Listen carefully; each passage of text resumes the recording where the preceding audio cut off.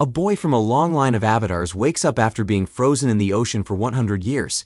He must learn to control the four elements, fight dangerous creatures, and bring an end to the war destroying his world. The story starts with a chase in the Fire Nation's capital city. Fire soldiers chase a man who can bend earth through the streets.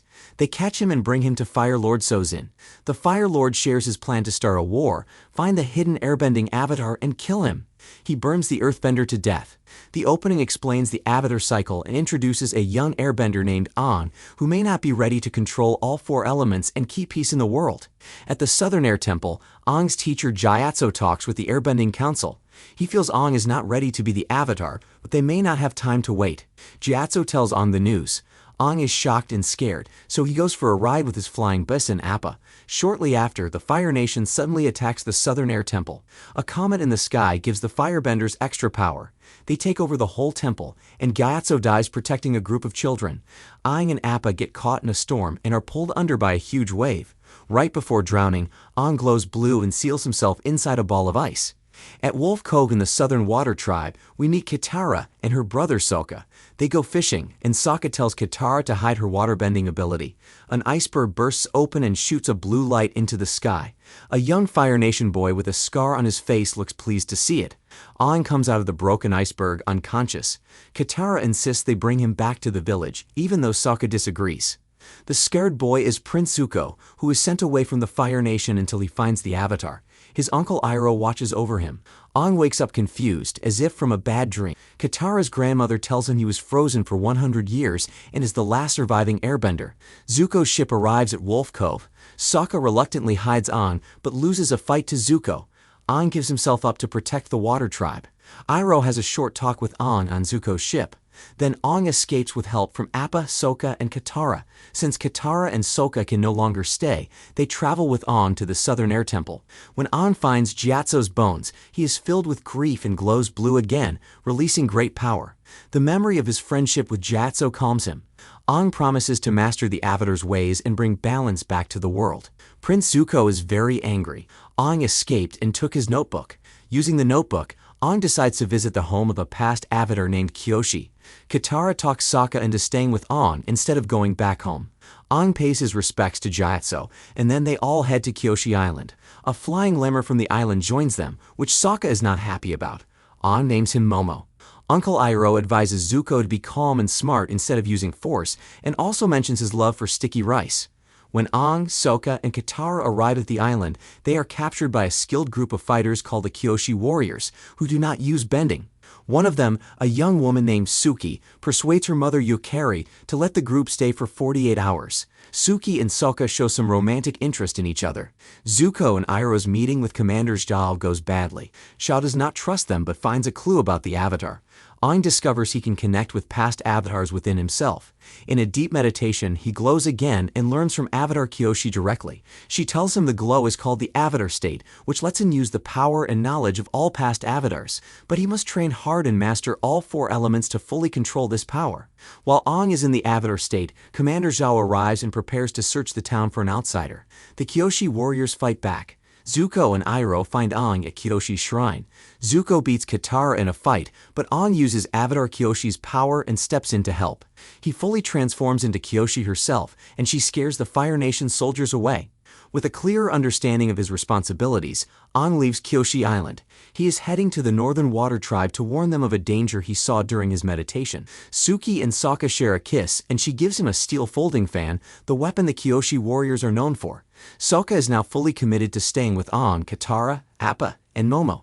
Commander Zhao agrees to work with Zuko and Iroh to catch the Avatar. However, he secretly writes a letter to Fire Lord Ozai, telling him that the Avatar has returned. Zuko's sister, Princess Azula, leads a small group of rebels straight to Fire Lord Ozai. Ozai defeats them easily. Katara has trouble learning the moves from her waterbending scroll. Zuko has trouble agreeing on a plan to catch the Avatar. Aang and his friends sneak into the Earth Kingdom city of Omashu, following someone who looks like another airbender. The boy turns out to be Teo, not an airbender. He flies using a machine built by his father, Sai. They meet during a Fire Nation bombing. Aang decides to stay and help. We are introduced to Azula's friends, Mai and Ty Lee. Azula wants the throne and worries that Zuko will be ahead of her if he finds the Avatar. Katara finds out that Sai is secretly talking with the Fire Nation, and she runs into Jet, the boy who helped them sneak into Omashu. They track down Sai's contacts and fight them with the help of Jet's crew. Aang and Tu discover that someone else was behind the explosion. Katara and Jet connect over the pain they have both felt from the war. Jet tells her to think of happy memories of her mother when she bends. This finally helps her successfully perform the water whip. Sokka, Aang, and Katara cannot agree on whether Sai or Jet caused the explosion. Zuko and Iroh arrive in Omashu, while Zhao begins plotting with Azula. Jet admits he was behind the bombings and plans to blow up both Sai and the king for working with the Fire Nation. Zuko and Iroh confront Aang, while Sokka and Katara rush to save Sai and Tio. Zuko and Aang fight, but Zuko holds back from using firebending to avoid being exposed in the Earth Kingdom. When Aang reveals that he reads Zuko's journal, Zuko loses control and uses fire, forcing him to flee. Sokka and Katara ride the large delivery slides to the top of Omashu. Katara uses the water whip to stop Longshot's fire arrow before it can set off the bomb. Sai, Tio, and the Earth King are saved. Iroh openly uses firebending to draw the soldiers away from Zuko. Surprisingly, Aang is captured by Earth Kingdom soldiers. In the dark dungeons of Omashu, Aang and Iroh sit in cells next to each other and talk about the war. Sai admits to his son Tio and Sokka that he really was working with the Fire Nation. The Earth King calls for Aang. It turns out King Bumi is Aang's childhood friend, which makes him about 110 years old. He jokes about it, but Bumi has become a little odd. Katara confronts Jet about his plan to blow up Sai and King Bumi. She freezes him to a wooden post and walks away. Zuko steals an Earth soldier's uniform and sneaks into the dungeons to free Uncle Iroh. To save Aang, Sokka and Katara learn the story of two lovers who built Omashu. A musician tells them the story and points them toward a secret tunnel through the mountain. Zuko turns back to find Iroh, who is being taken to a place called the Pit. Zuko finds a white lotus tile that Iroh dropped to show where he was. Iroh is mistreated along the way because of his past role in the Battle of Ba Sing Se. People call him heartless, but a flashback shows him grieving the death of his son. Sokka and Katara argue in the tunnels but end up having an honest talk. Bumi puts Aang through a series of strange games and scolds him for missing 100 years of war. It all leads to a fight between the two, said to be to the death. Zuko catches up to Iroh and together they overcome the Earth Kingdom soldiers. Iroh spares the soldier who tried to kill him, though the soldier wounds Iroh. Giant badger moles, the same creatures that taught Oma and Shu earthbending, burst through the tunnels and lead Katara and Sokka to the palace. King Bumi makes clear that his games were his way of showing his frustration at feeling abandoned by Aang. He wanted Aang to understand what it feels like to face impossible choices. Bumi tries to force Aang to either kill him or let himself die, arguing that friends cannot be trusted. Just then, Katara and Sokka arrive. With their help, Aang saves himself and spares King Bumi. Aang says that it is only by relying on friends that he will be able to save the world. He also still has the bison whistle Bumi made for him long ago, which wins Bumi over. Sai tells King Bumi about the Fire Nation spies in Omashu, giving the Earth Kingdom time to prepare for an attack. Zuko and Iroh reflect on their bond and how they have supported each other, especially after Iroh's son died and after Zuko was sent away and his face was freshly injured. There is a quick clash with Fire Nation soldiers. Katara is getting much better at waterbending. Aang feels responsible for the firebenders continuing to destroy the world. A nearby village complains that the forest is sick and that people are going missing. Aang says this is a spirit world problem and promises to help. Fire Lord Ozai sees through Azula's sweet words and realizes she is trying to take the throne for herself. The group finds a shrine to the forest spirit. Aang meditates and brings all three of them into the spirit world. Zuko finds out that everyone already knows the Avatar has returned. A mercenary named June arrives with her large hunting animal called a Shirshu. Iroh and Zuko hire June to track down Aang. The owl spirit of knowledge warns Aang that Sokka and Katara should not be in the spirit world.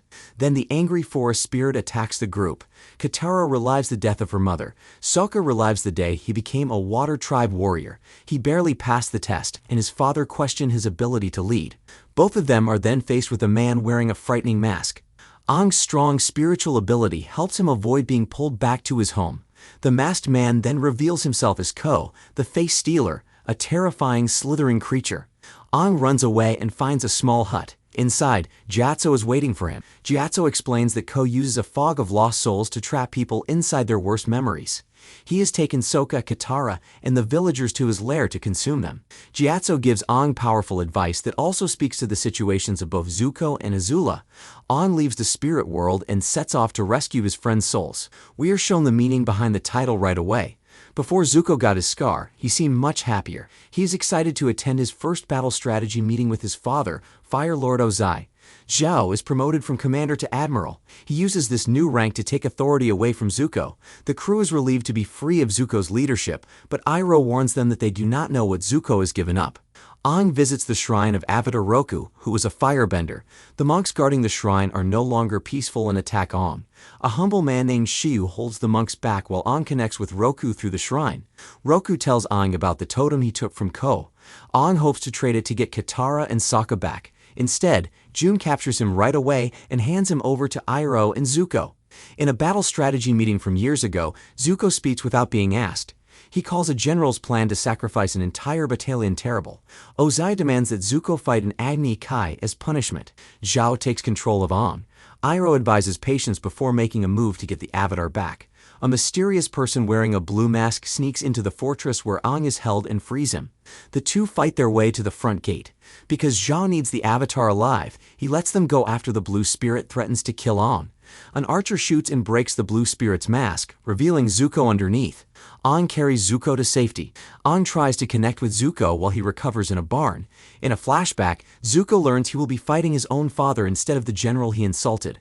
They fight, but Zuko refuses to burn his father even when he gets the chance. Zuko is badly burned on his face as punishment. Ozai then banishes Zuko from the Fire Nation unless he comes back with the Avatar. When Zuko wakes up on his boat, Aang calls out from the shore and asks if they could have been friends in different circumstances. Zuko responds by attacking. Aang simply pushes his boat away. Iroh tells the story of Zuko's scar to the crew's lieutenant and explains that they are the very battalion that was meant to be sacrificed. They are alive only because Zuko stood up for them. When Zuko returns to the boat, the crew all bow to him. Aang returns the totem to Ko and rescues Katara and Sokka. The rest of the villagers also find their way home. Zhao used information as a trap. He had filled Zuko's boat with explosives, and it blows up. Zuko appears to be dead. Aang is now more comfortable with not having all the answers. He is thankful for his friends, and Katara names their Gru Team Avatar. They reach the Northern Water Tribe, who already sense that the Fire Nation is about to attack. Iroh suspects Ozai ordered Zuko's killing, and Zhao proudly announces that he will lead an attack on the Northern Water Tribe. Katara speaks with Master Pakku and shares her struggles with him. Sokka is immediately taken by Yu. After talking to her, he remembers that in the spirit world, a three-tailed fox wearing her headpiece spoke to him in her voice. The Water Tribe leaders are let down by how little training and preparation Aang has. Katara learns to heal injuries using waterbending, but finds out that women in the north are not allowed to learn combat bending. Aang visits Avatar Kuruk's shrine and speaks with him. Kuruk warns Aang that he must walk his path alone, or the people he loves will be hurt. Yu admits to Sokka that she was the fox he saw in the spirit world. When she was a baby and close to death, the moon spirit gave her some of its essence to save her. Because of this, Yu can visit the spirit world in her dreams. She kisses Sokka. Master Pakku refuses to let Katara train or fight. Aang tells Katara she should not fight and that everyone will be safer if he is alone. Zhao's plan to attack the Water Tribe is daring, but he ignores Iroh's warning. Zuko is actually still alive and is hiding under Fire Nation armor. He is determined to prove himself but has no plan for capturing the Avatar. Iroh begins to suspect that Zhao is being used by someone. Azula is frustrated with how Ozai treats her. She bends lightning and demands a chance to prove herself. Ozai gladly agrees. Sokka and Katara give each other strength. Katara challenges Pakku to a fight. It is an intense duel and Katara holds her ground, but Pakku still refuses to give her his blessing to fight. Katara and Sokka tell Aang that how he lives as the Avatar is his own choice. They also remind him that they are family, and while worrying about each other is natural, no one can stop Katara from fighting. They are all in this together. Team Avatar quickly defeats a Fire Nation battleship. Zuko tries to sneak into the city as the Fire Nation begins bombing the Water Tribe's ice wall. Master Pakku finally agrees to let the women take a more active role in the fight. He even sends young male soldiers to serve under Katara's command. Zhao plans to use a celestial event called the Ice Moon to his advantage. On this night, the barrier between the spirit world and the physical world becomes weak. Zhao intends to use Avatar Kuruk's special knife to kill the moon spirit. Kuruk tells Aang that these elemental spirits are even more powerful than the Avatar. Momo saves a little girl from a falling rock, but gets crushed under it in the process.